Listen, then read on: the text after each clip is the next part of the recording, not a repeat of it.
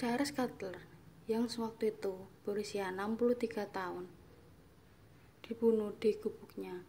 Dia ditemukan oleh putranya yang berusia 13 tahun di perumahan Wake pada Minggu 1 September 1957. Dia ditemukan terikat dan disumpal di gubuknya, dan polisi mengatakan bahwa mereka mencoba melacak dua pria yang memberikan gambaran berusia antara 25 sampai 30 tahun yang mereka pikir dapat membantu mereka dalam penyelidikan. Mereka terlihat di dekat gubuknya sekitar pukul 12:20 pada hari Minggu 1 September 1957. Deskripsi mereka adalah pria A, berusia 25 sampai 30 tahun, pendek dan tebal, rambutnya keriting gelap. Pria B, berusia sekitar 25 sampai 30 tahun, tinggi 6 kaki, badannya langsing, rambutnya hitam lurus. Gubuk itu digambarkan berada di sudut Anderson Road dan Dickey Road, meskipun laporan lain menyebutkan Daly Street, yang kemungkinan besar karena tidak ada tanda-tanda Dickey Road dari sekitar melihat peta. Ahli patologi yang melakukan postmortem mengatakan bahwa tangan dan kaki Charles Cutler telah diikat, dan ada sapu tangan yang diikatkan di lehernya yang telah diikat dengan dasi. Dilaporkan juga bahwa dia disumpal dengan dasi sutra hitam.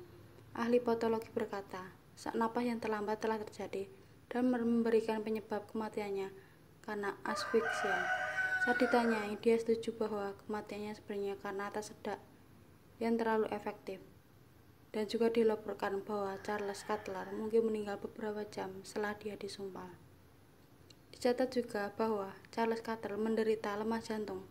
Dilaporkan bahwa beberapa jam sebelum dia meninggal, Charles Cutler telah memberitahu seorang wanita, "Saya memiliki jantung yang lemah dan saya semakin tua, tapi saya tidak ingin mati."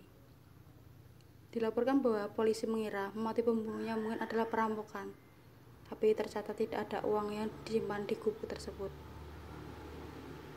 Charles Cutler dikenal oleh anak-anak setempat sebagai Arthur tua dan tinggal di Dusmer Road di Smithfield Hill.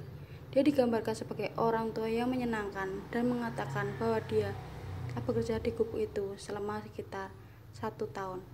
Dia dikatakan memiliki 2 anak, dan pada saat pembunuhannya, istrinya berada di rumah sakit. Dikatakan juga bahwa Charles Cutler akan selalu mengunci gubuknya pada malam hari, dan diketahui bahwa dia tidak akan pernah membukanya, kecuali dia mengenali siapa yang ada di luar. Dia ditemukan tewas di gubuknya oleh putranya yang berusia 13 tahun. Setelah dia pergi ke sana untuk berbagi sekantong permen dengannya, dan dikatakan bahwa dia menemukannya tewas di sana dengan darah di sekitar kepalanya dari tempat dia dipukuli.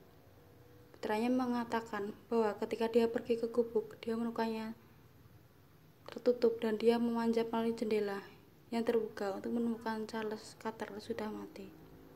Dilaporkan bahwa ketika putra Charles Cutler pergi ke gubuk, 2 gadis kecil telah berada di dekatnya dan melihatnya memanjat melalui jendela. Mereka berusia 9 dan 5 tahun. Gadis berusia 9 tahun berkata, "Teman kami memanjat melalui jendela gubuk, dan dia berlari keluar, berteriak agar kami mendapatkan bantuan." Anak berusia 5 tahun itu berkata, "Atau mencintai kami, dan saya melihatnya di dekat lantai." Dilaporkan bahwa setelah jenazah Cutler ditemukan, kedua gadis itu kabur untuk menyebarkan berita tentang pembunuhan mimpi buruk di Anderson Road. Dilaporkan bahwa kedua gadis cilik itu kemudian mendapat bantuan dari seorang penjaga sebuah blok rumah susun. Lalu dia berkata, "Putra Charles Cutler mengizinkan saya masuk ke gubuk. 2 gadis kecil itu mengikuti saya, tapi saya suruh mereka pergi." Tertua sedang berbaring telungkup dengan kaki terikat dan tangan terikat di belakang punggung. Dia disumpal dengan dasi sutra hitam. Di kepalanya ada pulpen dan pisau lipat. Kotak kacamata yang ada di bawahnya. Pintu lemari arti terbuka dan gagang telepon tergeletak di lantai dalam keadaan rusak.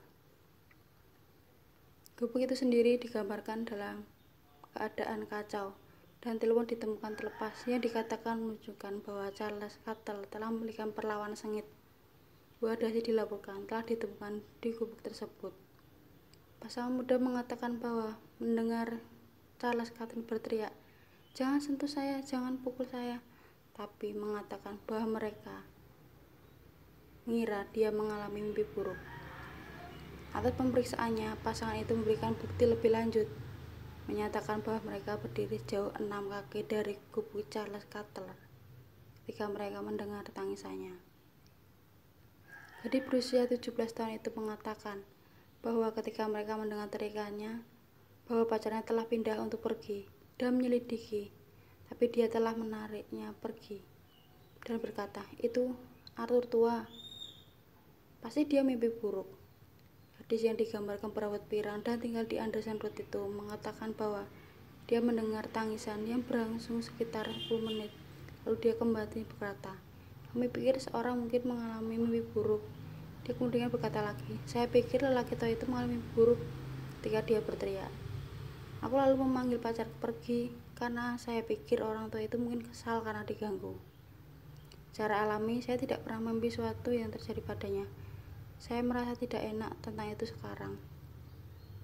Pada pemeriksaannya yang diakhiri pada hari Senin, 28 Oktober 1957, putusan pembunuhan oleh seorang atau orang-orang yang tidak dikenal dikembalikan.